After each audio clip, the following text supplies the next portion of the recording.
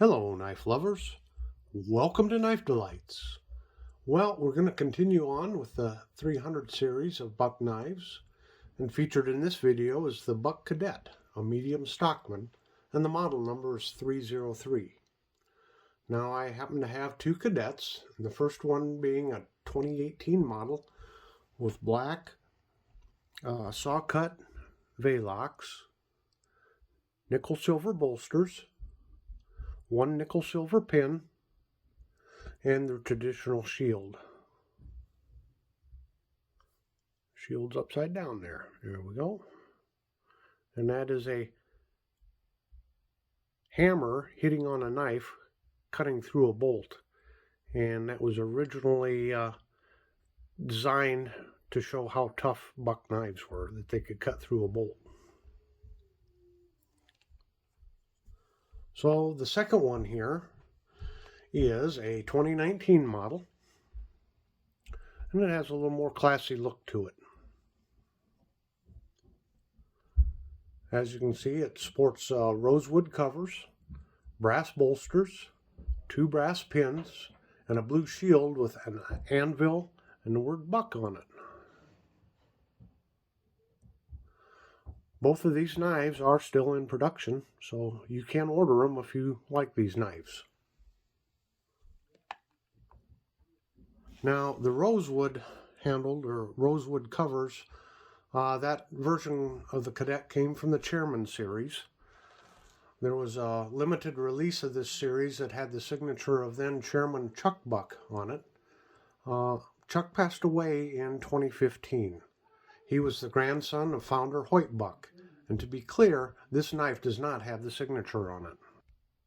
Now, before I move along with these knives, I do want everyone to know that there is a Chinese version, or a Chinese-made alternative to these, and Buck named it the Trio, and it's number 373.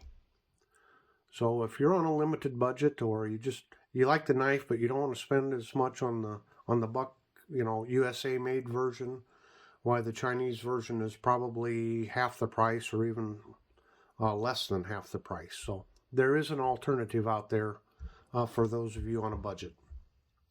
So let's go over some general specs before comparing the two knives.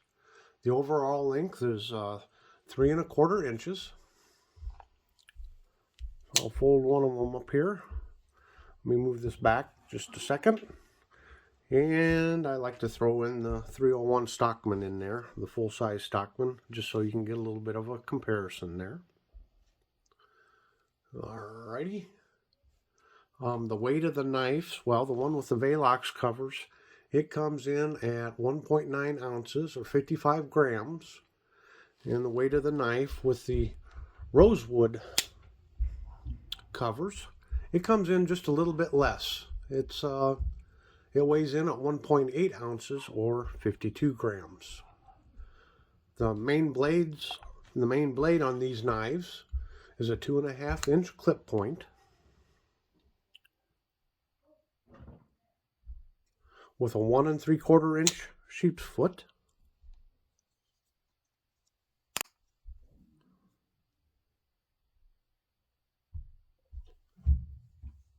And it finishes up with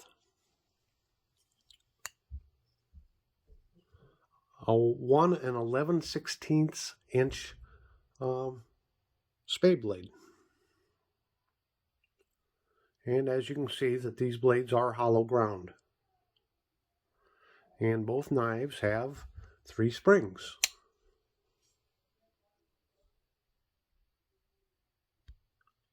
The fit and finish on both of these knives is very good.